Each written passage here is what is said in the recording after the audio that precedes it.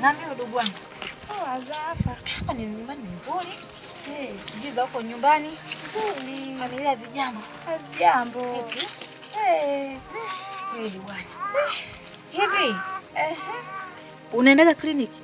Hapana. Kwa nini? Yaani ndugu wangu, nyumbani kuna kazi kede kede. Wewe acha tu paka nafasi ya kwenda zahanati nakosa.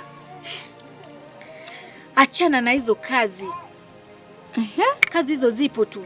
Unatakiwa uanze kwanza kwenda kliniki. Asije kukuta kama Mama Tunu. Mama Tunu amefariki.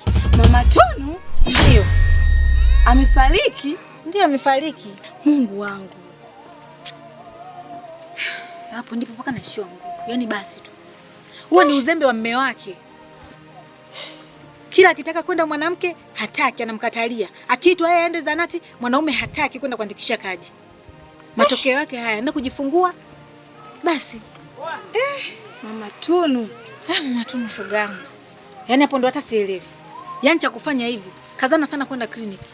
Madaktari sasa hivi wamekuwa wakali sana. Yaani ukipitisha mwezi mmoja, miezi miwili, miezi mitatu, wanavyokunyonyomboa, wanavyokuchamba. Umenifungua udugu wangu aswa.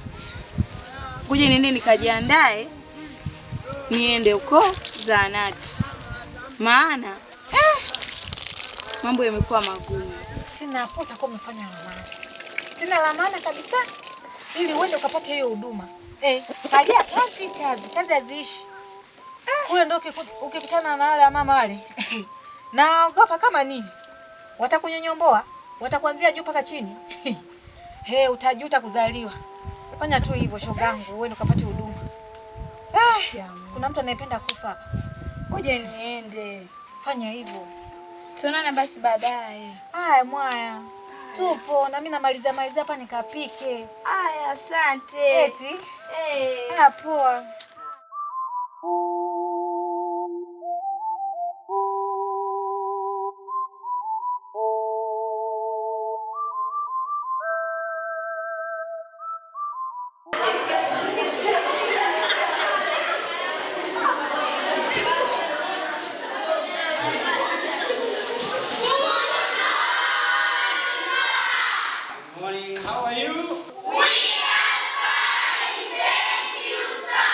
Have a seat. Thank you, sir. Okay. Thank you. Leo nimekuja na mtihani wetu wa hesabu, ule mtihani tuliofanya, sawa? Series number 3. Sasa tutaanza kuitana majina. Nitaanza kuwaita majina, mwanze kuchukua mitihani yenu, sawa? Ndio. Haya. Angel Furaha amepata 90. Piga makofi. Saluf Juma amepata 80. Piga makofi. Haya. Halima Juma amepata 75. Piga makofi. Fatuma Idi amepata 50. Kofi moja. Kofi moja. Moshi Hussein amepata 45. Kofi moja. Tunu Kibada amepata 30. Tunu Kibada. Njoo Tunu. Tunu mwanangu Tunu. Tunu shida nini? Mbona ufaulu wako umeshuka sana? Tunu. Una tatizo gani? Hauna tatizo kweli? Hapana. Wewe mtihani wa kwanza, wewe tuangalie matokeo ya kwanza. Kwenye mtihani wako wa kwanza Tunu, wewe Tunu, mtihani wa kwanza ulipata 80.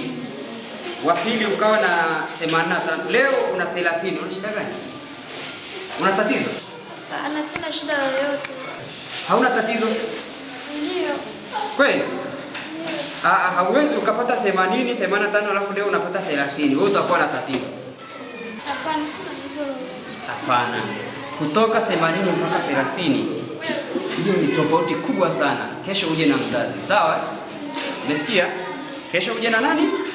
Mzazi. Chukua mtihani wako, kesho uje na mzazi. Sawa?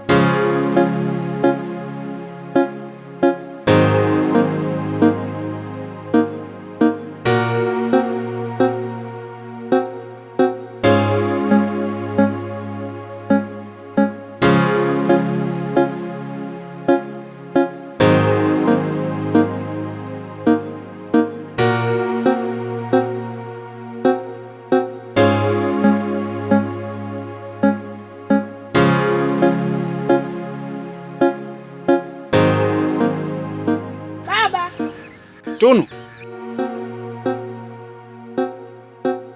Bebe mwana. Washikamo baba. Baba, ndo umetoka shule? Baba. Mwalimu alisema kesho nene na mzazi. Kuna tatizo kwani? Sijui. Sawa. Kaenda kesho. Mtoto yupo ndani? Yupo ndani amelala. Sawa, nenda jikoni kachukue chakula.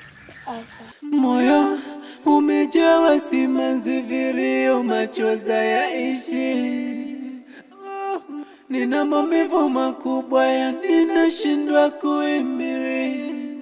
Mola, mbona umemchukua mapema, bado namhitaji.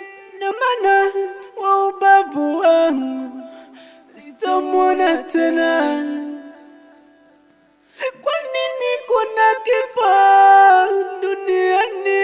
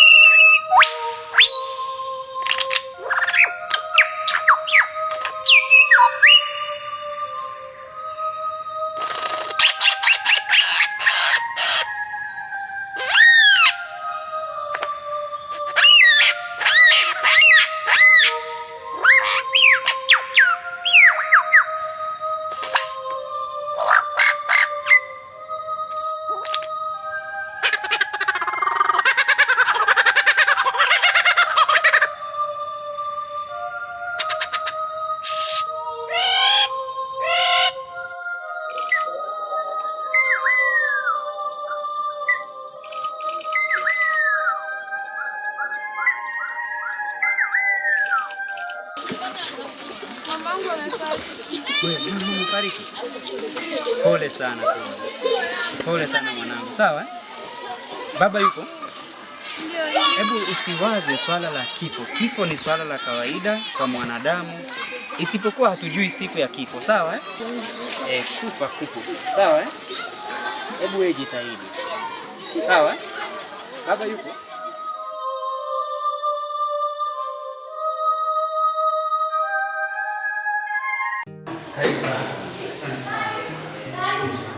Kwa majina naitwa Mwalimu Profesa mkuu wa shule. Bwana, nimekuita kwa jambo moja. Kuna binti yako anaitwa Tunu. Tunu ni mwanafunzi mzuri huko mbeleni, siku za mbeleni, lakini hapa katikati tulikuwa tunafanya mitihani ya mfululizo, series examination. Lakini cha kushangaza, matokeo ya Tunu au performance yake imeshuka kwa kiasi kikubwa sana. Nikajaribu kufuatilia shida ni nini. Kuna jambo alilishirikisha kwamba amefiwa na mama. Lakini nikasema ngoja nikuite mzazi, baba, nikushirikishe swala hili na namna gani tunaweza tukamsaidia binti yetu ili aweze kusaidika, kwa sababu kijana huyu ni hazina ya kesho. Nenda mwite Tunu. Bwana, sasa nikaona ni vizuri labda ili swala la mawazo au muda mwingi yeye kufikiria na kuwa katika mawazo ni tofauti ya kufiwa na mama. Ndio shida nini? Huyo hapa basi. Haya, nenda Tunu. Jana nikwambia njoo na mzazi. Mzazi amefika, baba huyo hapa. Sawa? Mwalimu. Ni kweli hii hali ilikuwa inamsumbua sana. Hiyo hali ya kifo cha mama yake imempelekea mpaka Tunu kuwa mnyonge, sio hapa shuleni tu, hata nyumbani. Hivyo niombe nyie kama walimu, nyie pia ni wazazi, nisaidie muweze kumjenga Tunu ili arudi kwenye furaha yake. Sawa. Ili aweze kufanya vizuri, kwa sababu mwanangu unajua anapokuwa ananitazama vile ambavyo namlea mtoto mchanga na mimi ni baba, na hisi anakuwa anapitia mawazo makubwa, anatamani ayabebe majukumu ambayo alikuwa anafanya mama yake. Hivyo niwaombe msaada walimu, muendelee kunifarijia mwanangu. Bwana, Nashukuru. Poleni sana. Asante sana. Kifo ni jambo la kawaida kwa maisha ya mwanadamu. Tunafahamu hakuna mtu ataishi milele, lakini mimi ninachokuomba wewe kama baba, tujitahidi kumlea Tunu kwa pamoja. Mimi nitajaribu kuzungumza na walimu wangu namna gani tutakuwa tunamtia faraja ili siku moja naye awe faraja katika familia yako. Tunu ni mwanafunzi mwenye uwezo mkubwa sana ambaye anaweza akafanya vizuri kwenye taaluma yake na siku moja akawa hata kiongozi mkubwa kwenye taifa hili, na anaweza akawa hata daktari kwa sababu uwezo wake ni mkubwa darasani. Sawa. Kwa hiyo bwana, kifo cha mamake kisimfanye kwamba yeye akaingia kwenye mawazo, lakini ili kuzuia hiyo hali, wewe baba unatakiwa usimame kama baba, kama mama, na sisi walimu tutafanya sehemu kubwa tumsaidie binti yetu ili siku moja awe hazina kwa taifa na hazina kwa familia na hazina kwa jamii yetu. Sawa, nashukuru sana. Karibu sana. Poleni sana. Nashukuru sana. Jitahidi usome sana. Sawa mwanangu pambana, jitahidi usome kwa bidii, uoneshe kwamba na wewe umo na unaweza. Sawa mtoto mzuri Sawa. Karibu sana mzazi. Asante sana. Nashukuru sana. Tunu mwanangu. Naomba uzoee hiyo hali sawa. Jikaze mwanangu. Wewe ndio mwanangu ambaye nimekutegemea. Soma kwa bidii. Usiwe mnyonge sana. Usiwaze kifo ni hali ya kawaida. Mimi yule amekufa si mke wangu. Kwa nini mimi mbona nimejikaza? Kwa naomba ujikaze mwanangu, shirikiana na wenzako, soma kwa bidii. Wewe ndio mwanangu ambaye ninakutegemea.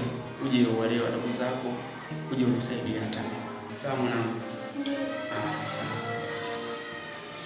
Bwana karibu sana mzazi. Tunu jitahidi ukasome kapambane, sawa? Sawa mwanangu. Haya, karibu sana mzazi. Haya, asante sana.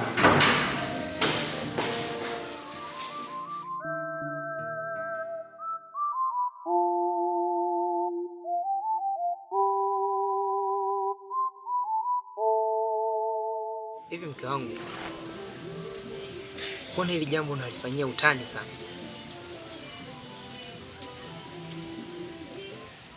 Changamoto ni nini?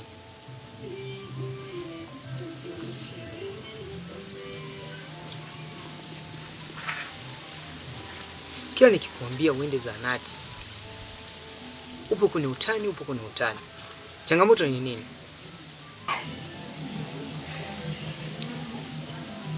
Tutaenda tu. Lakini kwa leo nimekwambia mimi siko sawa. Haupo sawa. Mke wangu, kwa hiyo unataka na wewe ufe kama kile kifo alichokufa mke wa baba Tunu? Jamii itajifunza nini sasa? Akati jambo linatakiwa litokee tu mara moja na watu wajifunze. Ukiweka ubishi, watu wanajifunza nini sasa? Jamii inajifunza nini? Akati lile ndio linatakiwa liwe kama funzo. Kisitokee tena kitu cha hivyo. Asa jirani labda akakuona kila nikikwambia ni mbishi. Je, yule jirani unamfunza nini? Mke wangu, naomba basi hata wewe unanisikiliza hata kidogo. Nisikilize kwenye jambo hilo tu la muhimu. Na kuhurumia wewe pamoja na mtoto wangu. Nataka nijue afya yenu. Nawapenda sana. Sawa, nimekuelewa. Mimi nataka sasa kesho ujiandae twende zahanati. Sawa. Unielewa? Chakula kipo wapi? Kipo hapo nyuma, enda kaangalia. Nakupenda mke wangu.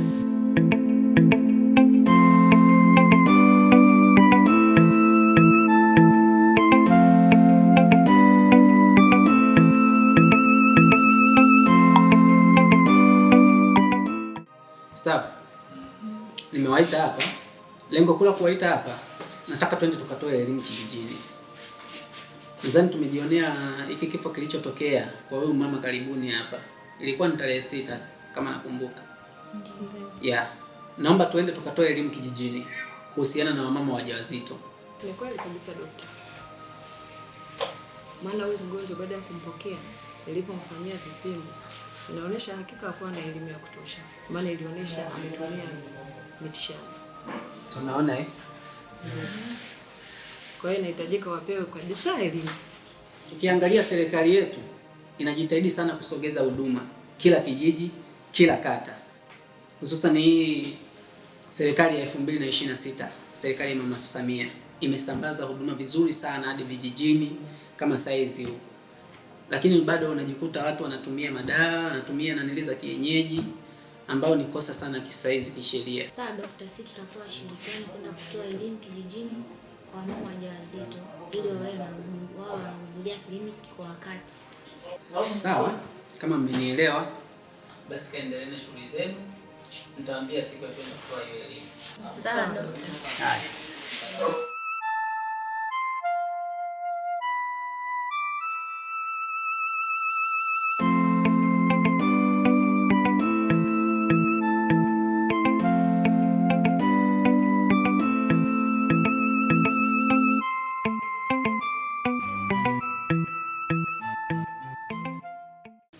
Mama. Beba. Hivi juzi niliitwa shuleni. Ndio. Lakini mwalimu alivyonieleza ni kutokana na Tunu. Inaonekana kama Tunu ukubwa wake umeshuka sana. Na hii inatokana na kifo cha mama yake. Inaonekana ile hali bado inamsumbua. Ni kweli. Hivyo nimekuja kwako kuomba kwa namna moja au nyingine tuendelee kushirikiana kumrudisha katika hali yake. Nafikiri pia wewe ni kama mama, ukikaa naye pamoja kama hivi, ni majirani, kija unakuwa unamjenga, unanisaidia. Ile hali inaonekana bado iko kichwani, ndio maana inaonekana kabisa sasa hizi yani alikuwa anapata wastani mzuri, lakini sasa hivi anapata wastani mbovu. Kweli. Kwa hiyo ni hivyo mamangu, tusaidiane. Pole sana baba. Asante sana. Tunu. Baby. Punguza mawazo, unasikia? Sawa. Zingatia masomo. Kingine mimi nipo. Sawa? Sawa. Utakuwa na shida yoyote njoo niambie. Punguza mawazo, unasikia? Hilo ni jambo la kawaida. Kila mtu linamkuta, sawa? Sawa. Huo ndo ukubwa mama, umesikia? Mimi nipo hapa, ukikosa chumvi, ukikosa kitu chochote, labda kama unataka kuongea, unakuja, tunakaa, tunaongea. Sawa? Sawa. Tunu mwanangu. Beba. Jaribu kuibeba hiyo hali. Sawa? Sawa. Kifo sio kwa ajili yetu sisi, familia yetu. Kifo kinatokea kwa kila mtu. Kifo kinatokea kwa wanadamu yoyote. Unanielewa mwanangu? Ndio. Kwa hiyo jitahidi kuibeba hiyo hali. Usiwaze sana kuhusu vile vitu. Sababu utambua wewe ndo mwanangu ambaye nakutegemea. Mdogo wako pale, mdogo wako tena mchanga yule. Unaona? Wewe ndo uje kuwa mkombozi wetu. Kuona kuomba mwanangu. Soma kwa bidii.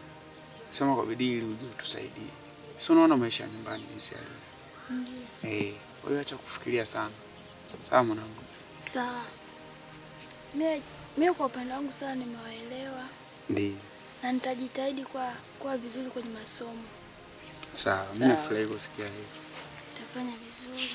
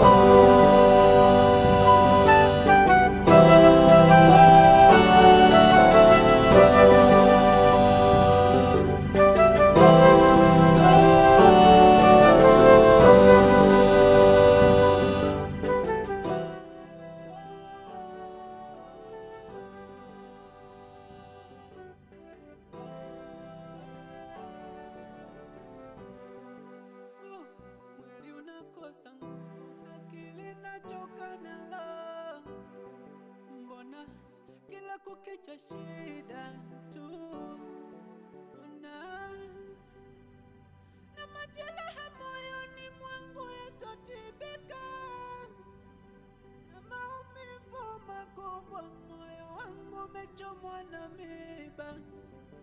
Sina takunifuta machozi, nalia mwenyewe, nahisi nimeumbiwa shida. Mbona kila siku mimi nachoka,